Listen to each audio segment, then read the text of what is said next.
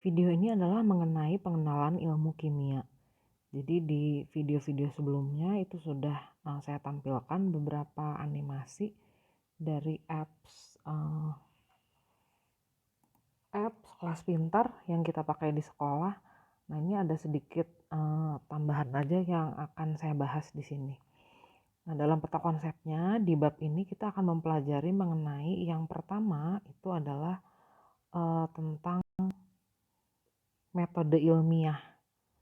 Metode ilmiah ini mungkin kalian udah pernah dengar nih dulu di SMP.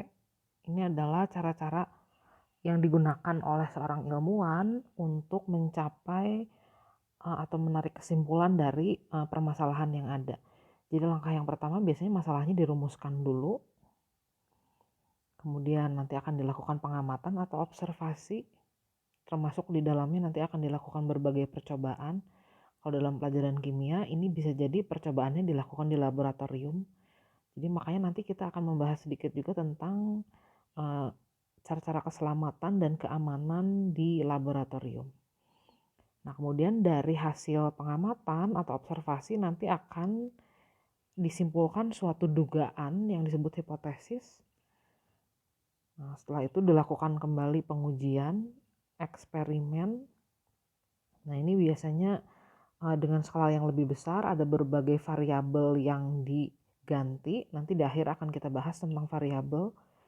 Kemudian nanti datanya dianalisis dan baru terakhir ditarik kesimpulan. Nah, setelah ditarik kesimpulan baru nanti akan terbukti nih. Ini dari masalah yang ada, kesimpulannya jadi gimana, bagaimana cara mengatasinya, atau hal apa yang sudah dipelajari. Nah, selama melakukan observasi dan eksperimen, nanti ada kegiatan yang dilakukan di laboratorium. Makanya penting sekali kita mengetahui tentang tata tertib di laboratorium. Kemudian tentang keselamatan dan petunjuk di laboratorium, alat-alat yang dipakai, serta simbol-simbol bahan kimia. Nah, ini secara umum tata tertibnya udah ada di video yang sebelumnya, jadi tinggal dilihat aja ya. Jadi standar aja gimana cara memproteksi diri menggunakan sarung tangan, menggunakan pakaian tangan panjang, sepatu tertutup, atau menggunakan kacamata, menggunakan face shield kalau berurusan dengan zat-zat yang korosif, seperti menggunakan atau memindahkan zat dengan hati-hati di ruang asam dan sebagainya. Nah, itu standar semuanya. Udah ada di video sebelumnya, atau kalau pengen cari tahu juga banyak nih. Nah, berikutnya kita juga akan lihat di sini mengenai ruang lingkup belajar kimia. Jadi nanti dalam belajar tentang kimia itu apa sih? Nanti akan kita lihat juga di pembahasan berikutnya.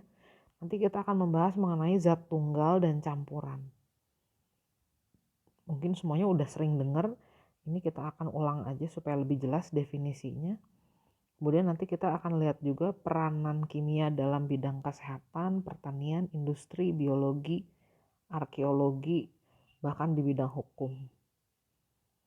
Nah, ini kata-kata kunci yang bisa digunakan. Nanti kalau kalian pengen cari tahu lebih banyak lagi, ada juga di sini. Nanti bisa digunakan. Oke, kita mulai dulu. Yang pertama dengan pengertian bahwa kimia itu apa sih?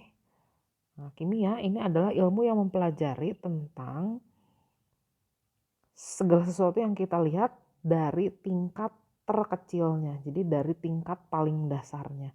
Atau disebutnya dari skala atom hingga molekul. Jadi kimia itu ada yang bilang adalah ilmu yang mempelajari sesuatu dari bagian terkecilnya. Nah, menurut kimia modern, sifat fisik materi itu katanya tergantung pada struktur tingkat atomnya. Udah gitu nanti tergantung juga oleh gaya antar atomnya. Itu nanti akan kita pelajari sepanjang kelas 10 ini. Jadi secara singkat ini ada di kotak hijau. Ilmu kimia adalah ilmu rekayasa materi, yaitu mengubah suatu materi menjadi materi yang lain melalui reaksi kimia. Nah, kalau bisa diingat sedikit, ada dulu perbedaan antara reaksi kimia dan reaksi fisik waktu belajar IPA di SMP ya. Biasanya reaksi kimia itu disertai perubahan suhu, perubahan warna, dihasilkan gas atau menghasilkan bau gitu kan ya. kemudian reaksi kimia itu nggak bisa balik lagi. Sementara reaksi fisik itu tidak melibatkan perubahan suhu. Mungkin perubahan suhu ada ya, tapi nanti suhunya bisa balik lagi. Reaksinya itu reversible, kalau reaksi fisik bisa balik lagi. Terus tidak ada perubahan warna, perubahan terjadinya endapan, dan lain sebagainya. Nah, secara lengkap, ini udah ada kesepakatan ilmu kimia itu ternyata mempelajari tentang yang pertama susunan materi. Materi itu anggap aja benda. Nah, mencakup apa sih yang menyusun suatu materi, kemudian perbandingan tiap komponennya. Nah, ini nanti akan kita pelajari dari mulai teori atom, kemudian ikatan kimia, gaya antar atom, sampai hukum-hukum dasar kimia. Nah, yang kedua, ilmu kimia itu nanti mencakup struktur atau partikel penyusun suatu materi, kemudian kita nanti menggambarkan bagaimana atom-atom penyusunnya itu saling berikatan. Itu seperti yang tadi saya udah sebut, kita nanti akan belajar tentang ikatan kimia. Nah, yang ketiga, nanti kita juga akan mempelajari sifat materi yang mencakup sifat fisik dan sifat kimia dari suatu senyawa. Jadi nanti setelah atom-atom bergabung membentuk suatu senyawa, nah senyawanya itu sifatnya seperti apa nanti akan dibahas juga. Jadi nanti kita akan melihat sifat fisik dan sifat kimia dari susunan-susunan atom yang bergabung. Nah, yang D, yang berikutnya nanti kita akan mempelajari juga perubahan materi waktu terjadi reaksi kimia. Jadi waktu terjadi pembentukan senyawa yang baru. Nah, yang kelima nanti kita akan mempelajari energi yang menyangkut pembentukan senyawa. Mungkin ini nanti di kelas 11 ya, di bab mengenai termokimia. Nah, kemudian kita akan ulang dulu mengenai zat tunggal dan senyawa. Nah, di sini kita akan belajar secara umum tentang materi dalam kimia. Nah, materi itu tadi saya singgung sedikit, saya sebut sebagai benda.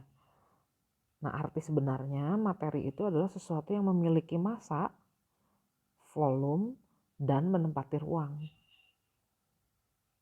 Nah, jadi apakah yang termasuk materi? Apakah besi termasuk materi?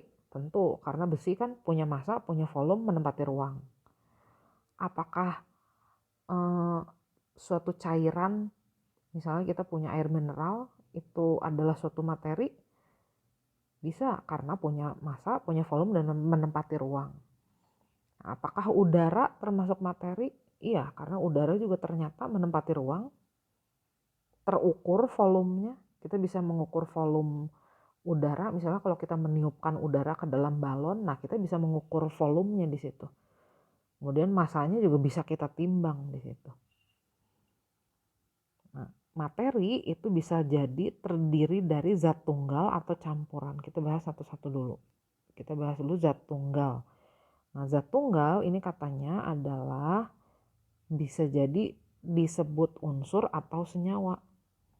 Nah, yang pertama, kalau zat tunggalnya itu berupa unsur, ini berarti zat tunggal yang tersusun atas dua unsur atau lebih yang masih bisa diuraikan secara kimia. Jadi gampangnya gini, yang disebut unsur itu biasanya seperti unsur hidrogen, lambangnya H, unsur oksigen, lambangnya O, unsur besi, lambangnya Fe, unsur aluminium, emas, perak, dan lain-lain. Nah, itu disebutnya sebagai unsur. Nah, kadang-kadang ada istilah lain juga yang disebut molekul unsur. Nah, molekul unsur ini adalah biasanya dia adalah suatu materi yang terdiri dari satu jenis unsur. Jadi gas hidrogen dia kan hanya terdiri dari unsur hidrogen aja, nggak ada campuran unsur lain. Gas oksigen hanya terdiri dari unsur oksigen aja. Dalam satu molekul ada dua atom oksigennya. Jadi ini disebut molekul unsur. Ada lagi nggak yang lain? Mungkin kita juga bisa mengkategorikan ini sebagai molekul unsur juga. Nah, jadi ini adalah jenis zat tunggal yang terdiri dari satu jenis unsur aja. Jadi kita sebutnya molekul unsur. Nah, kalau senyawa ini biasanya terdiri dari beberapa jenis unsur. Contohnya air. Air itu rumus molekulnya H2O. Jadi dalam molekul air itu terdiri dari atom H dan atom O. Ada atom H dan ada atom O. Makanya kita sebut sebagai senyawa. Gula pasir. Nah, gula pasir juga dia terdiri atas atom C, H, dan O. Gula pasir. Garam dapur ini juga terdiri dari unsur natrium dan klorin. Karbon dioksida terdiri dari karbon dan oksigen.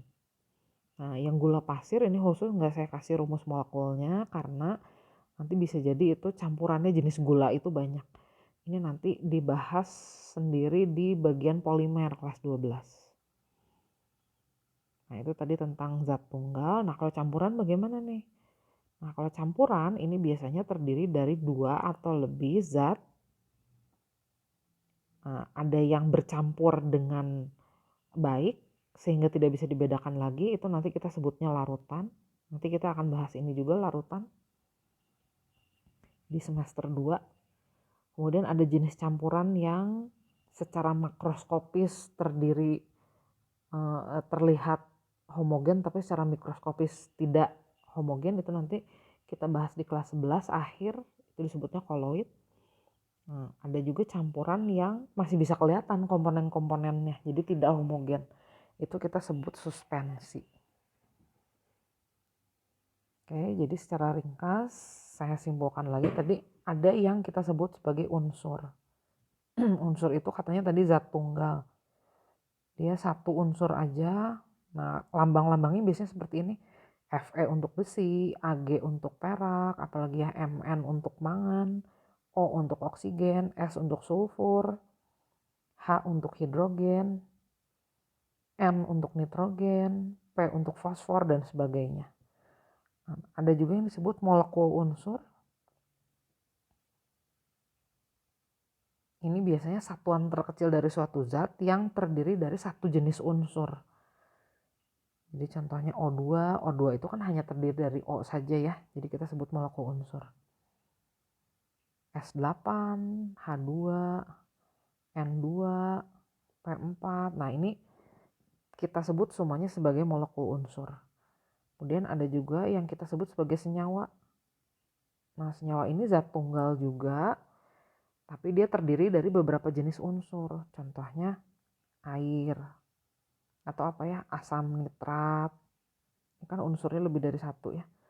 Atau natrium klorida, atau bisa juga kalium hidroksida dan lain-lain. Jadi intinya jenis unsurnya lebih dari satu. Nah, jangan bingung dengan istilah-istilah ini. Ada unsur, ada molekul unsur, ada senyawa. Nah, ini semua ketiganya disebut zat tunggal.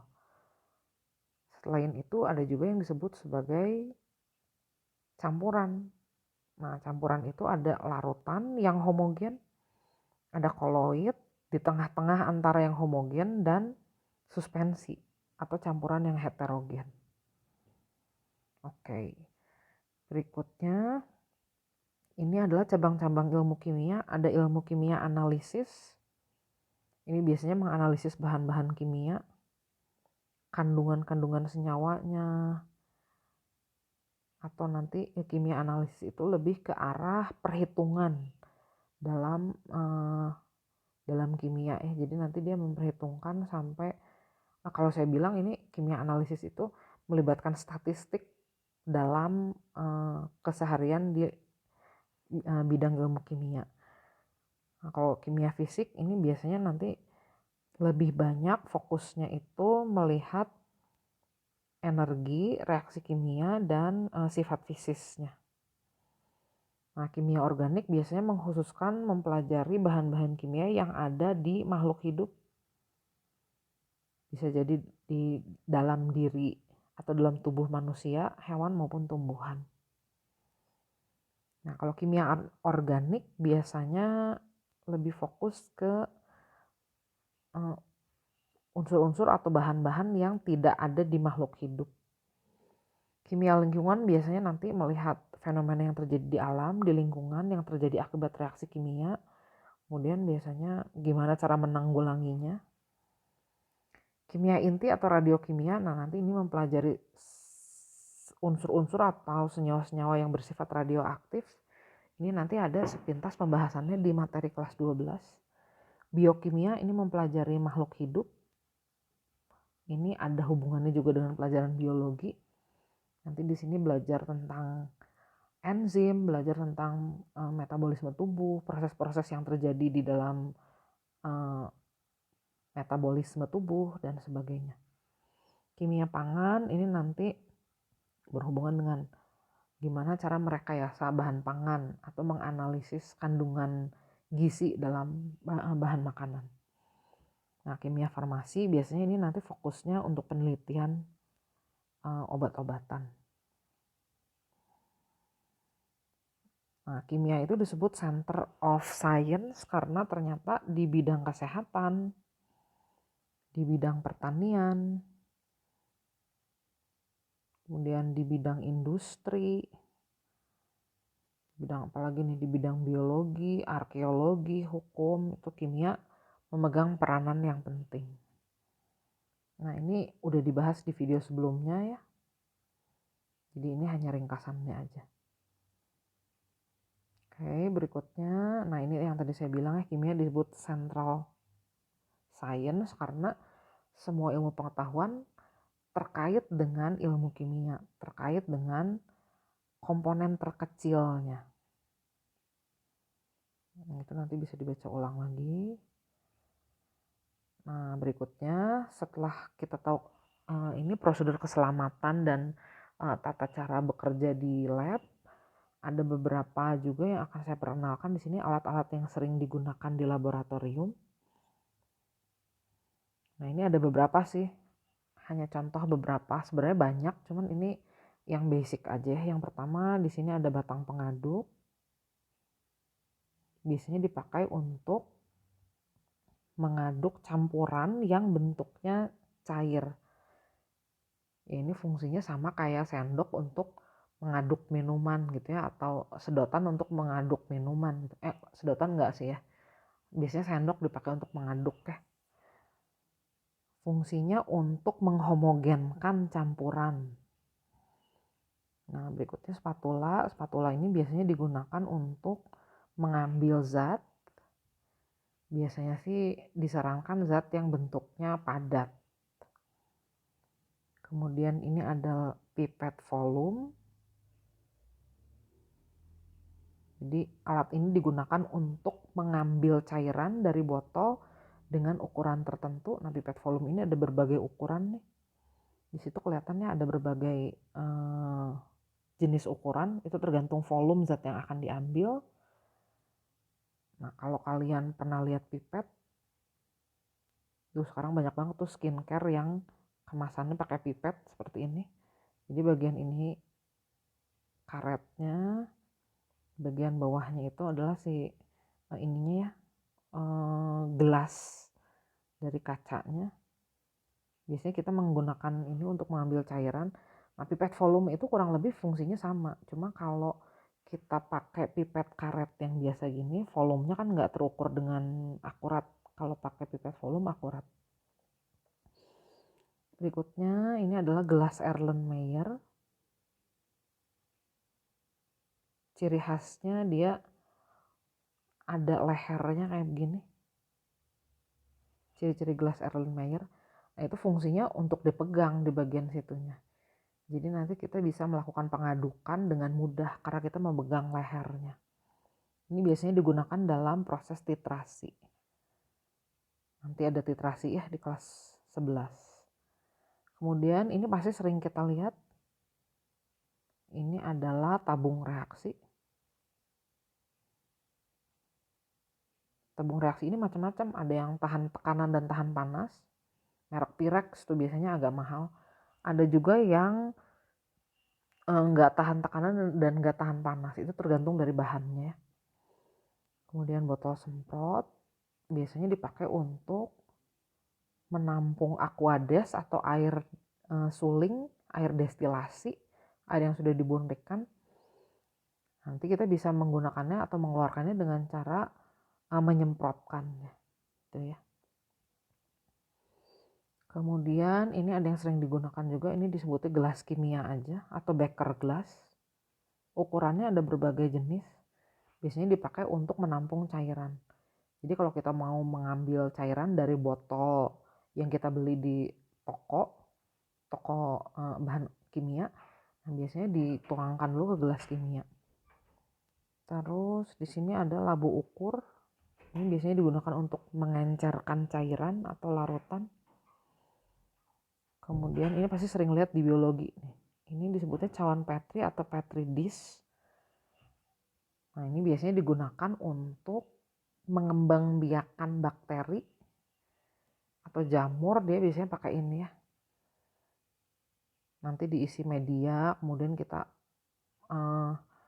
masukkan ke situ bakteri sama jamurnya, kemudian nanti kita biarkan diinkubasi. Nah nanti terlihat perkembangannya. Berikutnya ini gelas ukur, digunakan untuk mengukur volume larutan. Ukurannya ada macam-macam. Kemudian ini ada rak tabung reaksi. Ini biasanya dipakai untuk menyimpan tabung reaksi supaya gampang diamati. Karena kalau enggak dia nggak bisa berdiri seperti gelas ukur atau gelas-gelas yang lain. Kemudian ini pembakar spiritus.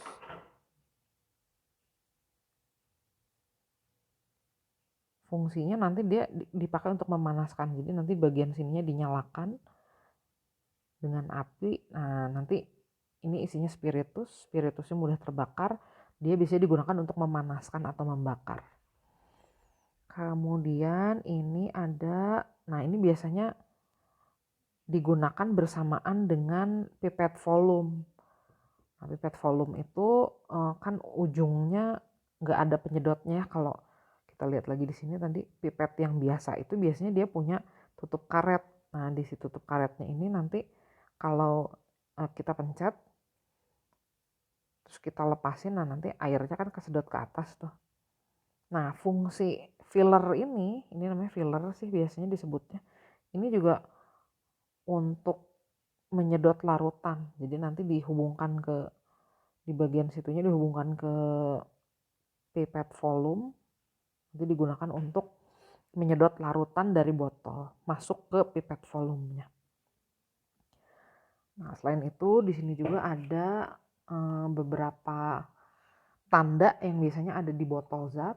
Nah, ini perlu kita tahu juga karena setiap tanda ini ada artinya. Jadi setiap zat yang ada di dalam botol itu kan kita harus hati-hati tuh ya kalau kita mau menggunakannya. Nah kita perlu tahu nih apa arti lambang-lambang yang biasanya ada di botol zat tersebut. Nah yang pertama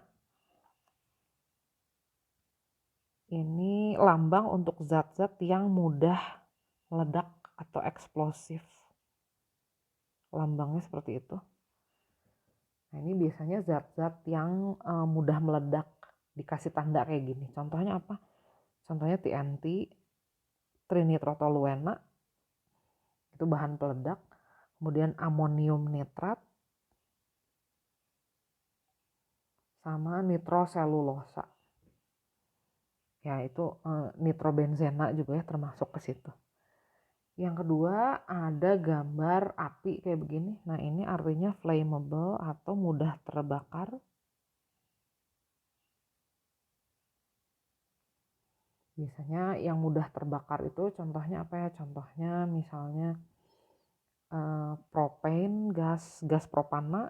Ini biasanya yang ada di tabung gas LPG. Terus bisa juga diethyl ether atau C2H5 2 kali O. Kemudian kalau ada gambar seperti ini ada gambar tengkorak gini, ini artinya beracun atau toksik. Maksudnya beracun untuk makhluk hidup ya. Nah biasanya contohnya apa sih? Biasanya contohnya bahan-bahan yang mengandung merkuri atau bahan-bahan yang mengandung klorin biasanya, Cl atau Hg. Berikutnya kalau ada lambang X seperti itu, ini artinya adalah harmful irritant atau zat yang menyebabkan iritasi. Apa aja sih biasanya menyebabkan iritasi? Nah, biasanya ini amonia contohnya, atau belerang dioksida, dan masih banyak yang lain. Pokoknya kalau ketemu lambang kayak gitu, itu artinya harmful irritant.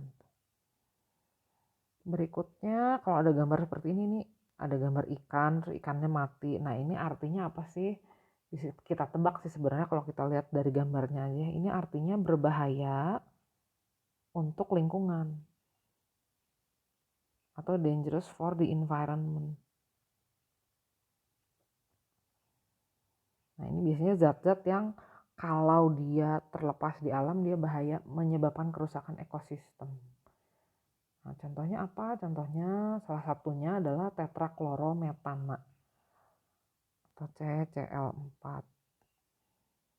Atau bisa juga ini katanya tributil timah klorida.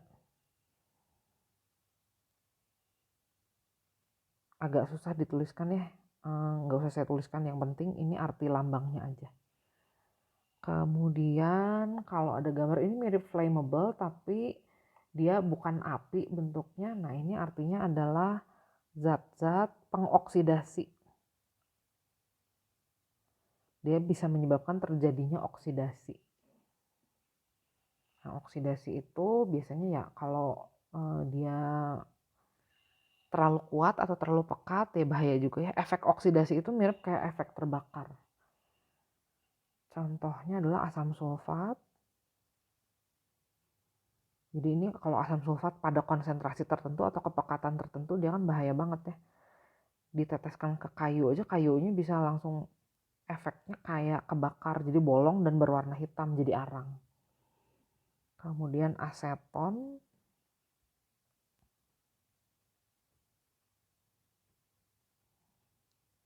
Oh sorry, aseton bukan itu ya. Aseton itu dia rumus molekulnya seperti itu. Nah, berikutnya ada lagi, itu ada gambar ada tangannya, kemudian ada ketetesan. Nah, kalau dia ketetesan ke logam, logamnya larut di situ. Nah, ini artinya adalah